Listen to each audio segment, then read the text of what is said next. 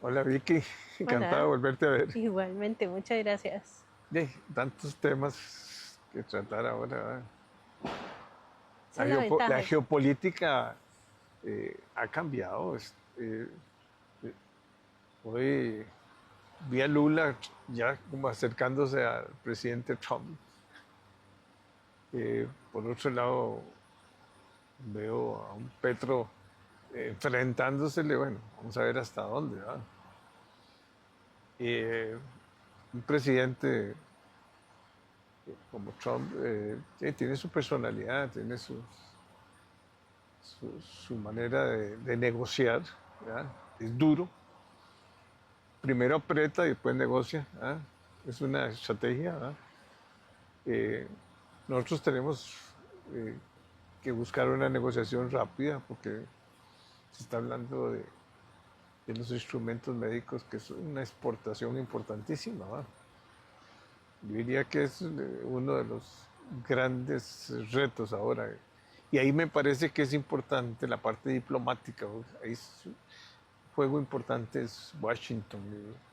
O sea, eh, tener un acercamiento con el Senado y con el Congreso también y con los grandes líderes en Washington, ¿verdad? Definitivamente, yo creo que el regreso de Trump a la Casa Blanca en esto que es su segunda administración, yo creo que ha vuelto a, dar un giro de timón importante en la conducción de la política internacional de los Estados Unidos. Recordamos que en su primera administración se desvió muchísimo de la conducción que conocíamos como más tradicional de la política exterior estadounidense, con conflictos grandes o fricciones grandes, por ponerlo de alguna manera, con los socios estratégicos tradicionales de Estados Unidos durante muchas décadas, como por ejemplo los roces que tuvo con algunos países europeos, algunas discusiones alrededor de la OTAN, un debilitamiento del sistema multilateral a nivel internacional importante, que con el regreso de Biden y los demócratas a la Casa Blanca había como vuelto a enderezar a la política tradicional que conocíamos, y ahora con la segunda administración de Trump vuelve a la ruta que tuvo en su primera administración, con un componente adicional, como mencionabas, que tiene que ver con esa llave que le ha tirado a la maquinaria internacional de comercio, con el tema de las tarifas, como un tema probablemente de negociación, como lo mencionas, pero que ha tenido impactos importantes en las economías globales, incluso cuando se hace la proyección de lo que va a ser la economía mundial en el 2026, con una desaceleración del crecimiento y con decrecimiento en algunos casos, y con la afectación específica que tiene para nuestro país en temas estratégicos, como mencionabas, con el tema que se está conversando sobre el tema de los insumos Instrumentos. médicos. Y nos pone a pensar a nosotros como país, ¿verdad? También qué va a pasar en una economía que tiene un debilitamiento de lo que eran dos de nuestros motores económicos estratégicos, como es el turismo y las exportaciones, y ahora también con el tema específico Zonas del tema de francas. zonas Sí, francas. que es el que ha venido creciendo aceleradamente y ese que han movido todas las cifras, ¿verdad? Eh, Macroeconómicas, porque eh, la- el crecimiento es a veces de dos dígitos en Y, muchos y, años. también con un cambio de estrategia en esta administración, a lo que también veníamos haciendo, sin importar de quién estuviera en Zapote, también de estrategia de inversión extranjera, que ha cambiado en estos años y que también estamos por ver qué significa en términos de nuestra estructura productiva. Bueno, yo creo que es una fuerza dinámica. Hay hay un crecimiento importante que se aceleró, lógicamente, al venirse los grandes jugadores, digamos, a invertir en Costa Rica. Eh, y sobre todo en todo lo que son insumos médicos, ¿verdad? Y cuando uno ve las cifras, y son muy interesantes, muy importantes, pero hay que ver la otra economía, la economía que genera impuestos, sobre todo impuestos de la renta, ¿verdad? Las zonas francas generan ingresos fuertes a muchas instituciones como la Caja y todo, porque tienen todas las cargas sociales y además mueven toda la economía, ¿verdad? Es que uno cree que es solo ¿cómo se llama? Que es un clúster ahí. No, no, es un clúster que servicios por todos lados. O sea, hay miles de pymes que apoyan a las empresas que están dentro de la zona franca, ¿va?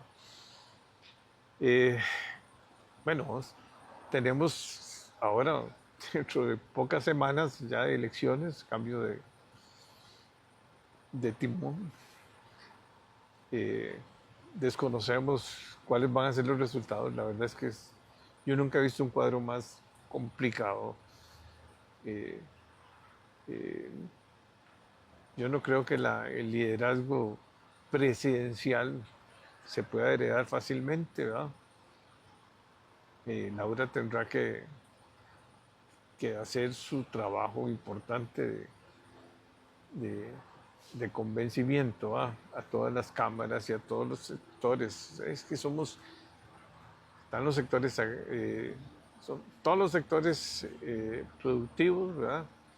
Cooperativas, después la parte social, los sindicatos y, y el campo, ¿va? Y problemas de seguridad muy grandes, ¿verdad? Ya a uno le da miedo prender la tele porque lo primero que ponen son los benditos asesinatos, ¿verdad?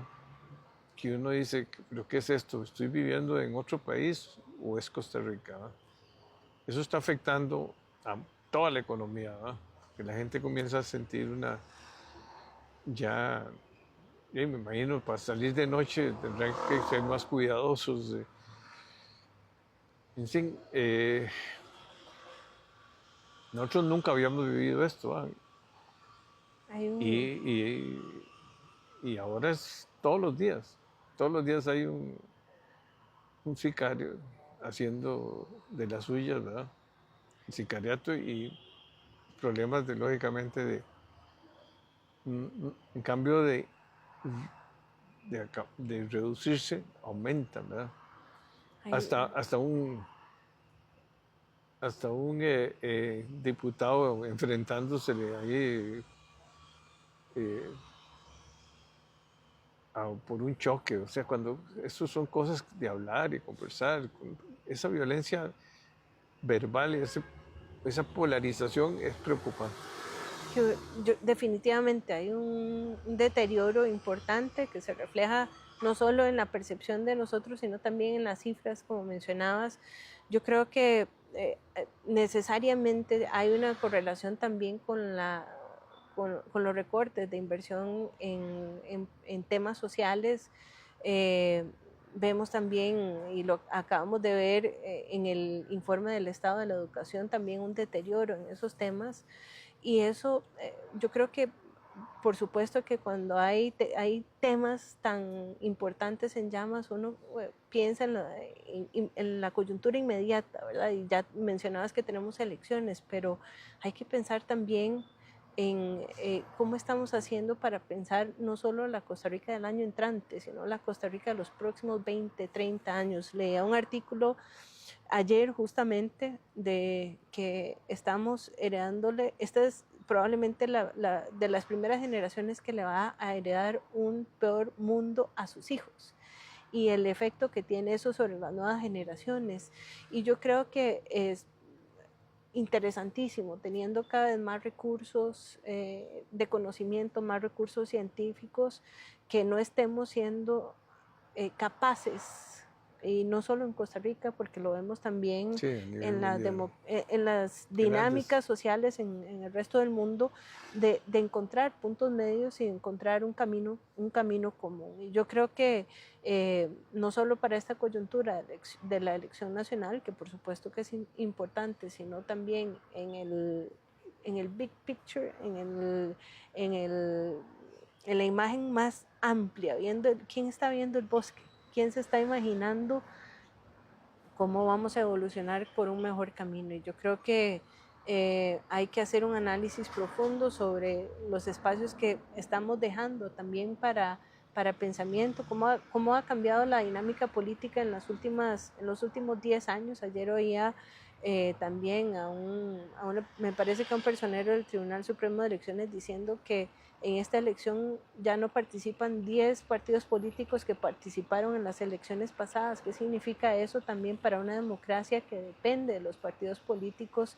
El que los partidos políticos no tengan espacio para crecer institucionalmente, para generar pensamiento y para generar esos espacios que nos están haciendo falta también. Es que esa atomización de partidos y parece que son muy simples de hacer, ¿verdad? Cualquiera, prácticamente con pocos recursos, y es un grupo de amigos, pongámosle así, de gente conocida, y puedes armar las asambleas y hacer las elecciones y participar en las elecciones y no tener ningún impedimento, ¿verdad? A mí lo que no me gusta es, primero, yo tengo mucho respeto por el Tribunal Supremo de Elecciones, ¿sí? Por supuesto. Siempre ha sido como gente de primera calidad, totalmente honesta, transparente. Han habido elecciones, todavía me acuerdo mucho de la de Daniel Oduber y Trejos, José Joaquín, que las diferencias eran nada. Y todo fue en paz y se llegó a un acuerdo y no hubo ninguna violencia, nada, ni nadie cuestionó.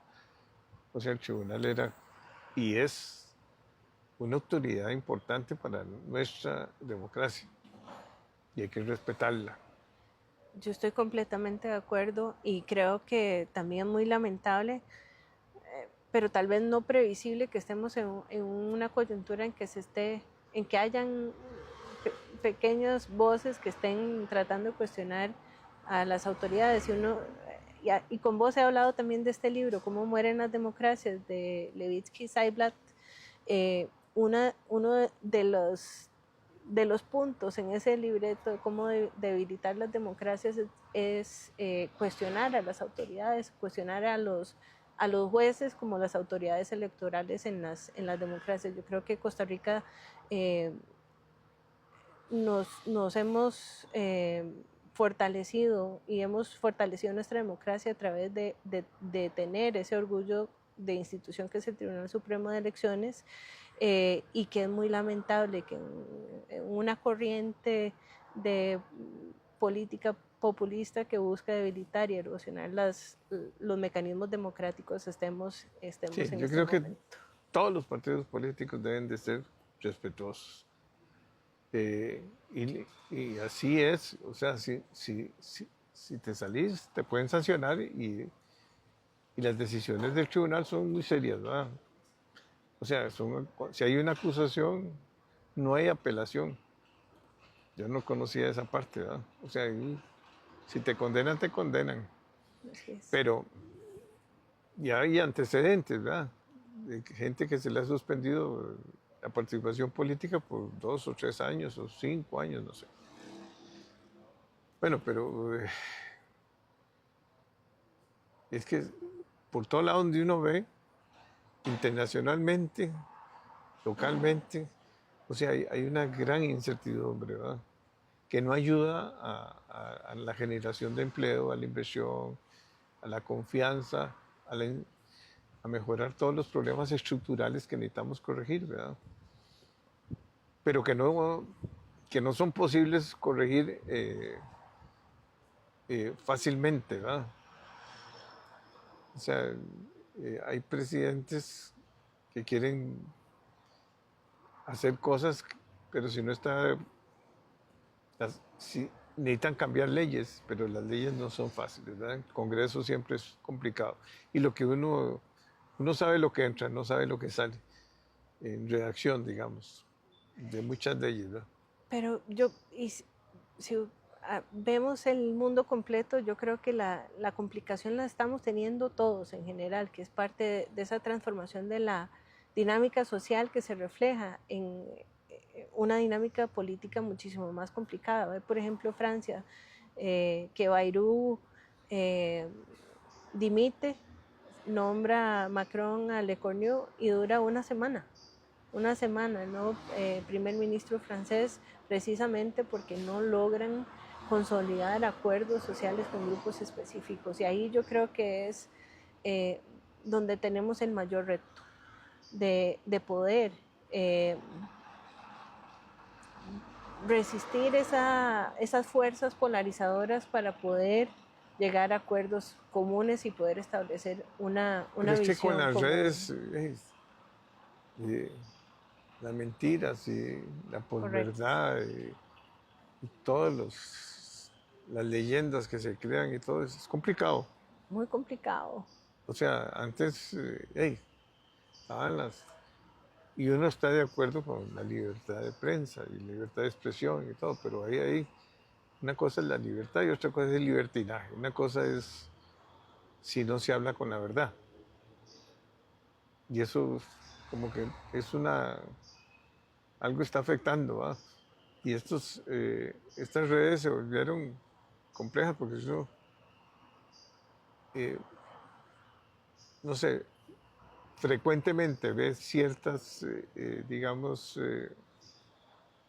noticieros, pongámosle así, o ámbitos o alguna cuestión social, se vuelve uno adicto, porque está comenzando la inteligencia artificial y todo lo que le llaman eh, esas, a criar, vas creando como un legado de cuáles son tus privilegios y cuáles son tus debilidades y cuáles son tus fortalezas y todo.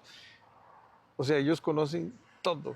El algoritmo ese Nos conoce mejor que nos nosotros conoce mejor que mismos. uno, sí, mejor psicólogo. Yo creo que es mejor agarrar y ver el teléfono de cualquiera y ahí uno dice, este no, este es un adicto a esto, este es un adicto a esto, este conoce esto, este no conoce, ¿entendés?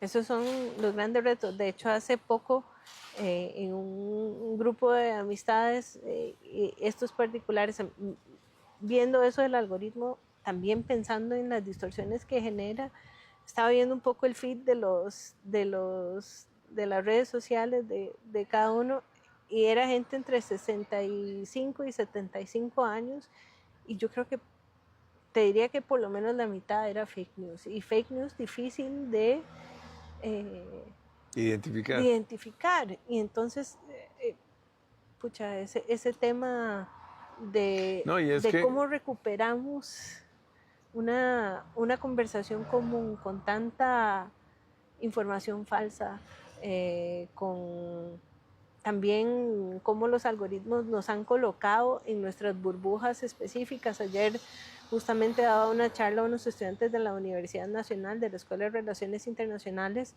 y hablábamos sobre los objetivos de desarrollo sostenible y les comentaba precisamente que había tenido una experiencia muy particular, porque ellos estaban esperando que yo les diera una charla sobre el avance de uno de los ODS, y en específico, y que había tenido una experiencia particular porque en una conversación con una persona conocida que yo le tengo mucho aprecio, que es inteligente, una persona que ha tenido privilegio, educado, me dijo que estaba en contra de los ODS, y yo me sorprendió porque por supuesto dentro de la burbuja en la que uno existe, le pregunté que dentro de cuál específicamente, si era cero hambre, educación de calidad, desarrollo sostenible, porque cuando vos entendés que son los ODS, difícilmente, por lo menos dentro de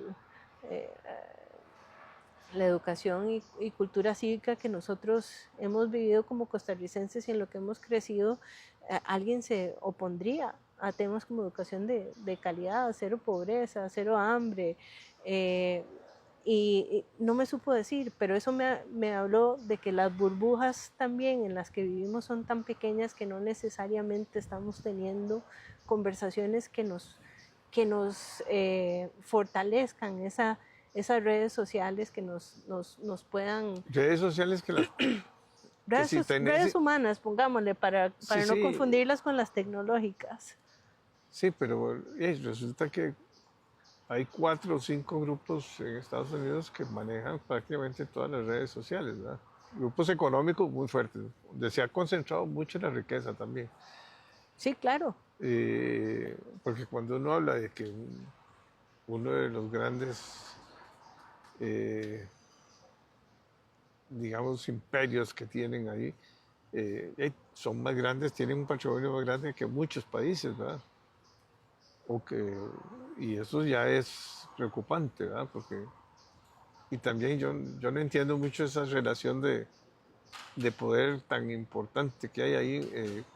Aquí se limita, por ejemplo, los aportes, o sea, tiene que transparentar mucho los aportes a los partidos políticos, ¿verdad? Porque ahora en las redes, si usted aporta, se mueve, o si no, no se mueve.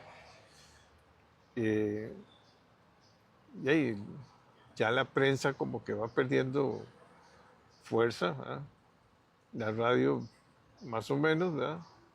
La radio está salvada por las presas, porque todo el mundo anda en carro y cuando anda en carro, ese nicho de mercado por lo menos te ponen a escuchar noticias a veces, o música. Bueno, pero no hablamos de fútbol, Vicky, que es lo que tenemos Me que dijiste que veníamos clasificar a para hablar ir de al fútbol. mundial. Y nosotros hemos ido a 6 mundiales, ¿verdad? Hemos ido a 6 mundiales y el impacto económico y social que tiene en el país Es sí es impresionante. altísimo, es Sí. altísimo. No podemos tener, y ya dentro de pocos días, bueno, no sé si ya cuando publiquemos ya salió los resultados que sí van a salir. Partido de Honduras, que ha sido siempre un equipo fuerte y muy bueno. Pero curiosamente, hasta Nicaragua nos está haciendo mella y otros. Entonces, hay un problema ahí estructural importante que hay que analizar. Eh, Hemos perdido mucho de esa visión de largo plazo. Eh, Posiblemente es un problema estructural. Por No, esa no andamos lejos en los dos temas, ¿verdad? Ah, No andamos lejos en los dos temas. Ahí yo creo que lecciones para las dos cosas. Después de tanto avance, qué nos ha quedado en el fútbol también? ¿Cómo hemos construido de lo mucho que avanzamos? ¿A sí, partir de qué? sí, yo que viví metido en el fútbol y me encanta el fútbol y es mi pasión. Bueno, alguna de mis pasiones. El deporte el fútbol es definitivamente aquí es lo que todos los días documentamos ahí, como 60 programas de radio. Eh, pero yo, ¿Sabes cuánto contenido se genera de fútbol por semana? 450 horas de contenido en medios de comunicación. 450 horas. Hijo, es mucho, ¿ah? Muchísimo. O sea, aquí la gente habla o de fútbol o de política y ya de religión no se habla casi. Y de los problemas económicos y sociales, muy poquito. Yo creo que el tico, su pasión es el fútbol y la política, ¿no? Y me imagino que eso es lo que domina casi todas las conversaciones. Totalmente. Y con muchísimas oportunidades de mejora en los dos. Y los dos requieren un tratamiento especial. Pero te voy a recibir en otra. Yo quiero que hablemos mucho de fútbol, porque ya te dije que quiero hacer un libro sobre la historia del fútbol, sobre mi perspectiva y la de los que entrevisto, sobre cuál debe ser ese nuevo esquema para que el fútbol se vea como una planificación también de largo plazo, igual como una empresa, ¿verdad? Y que no haya tantos problemas digamos, estructurales. Muchas gracias, Vicky. Muchas gracias a vos.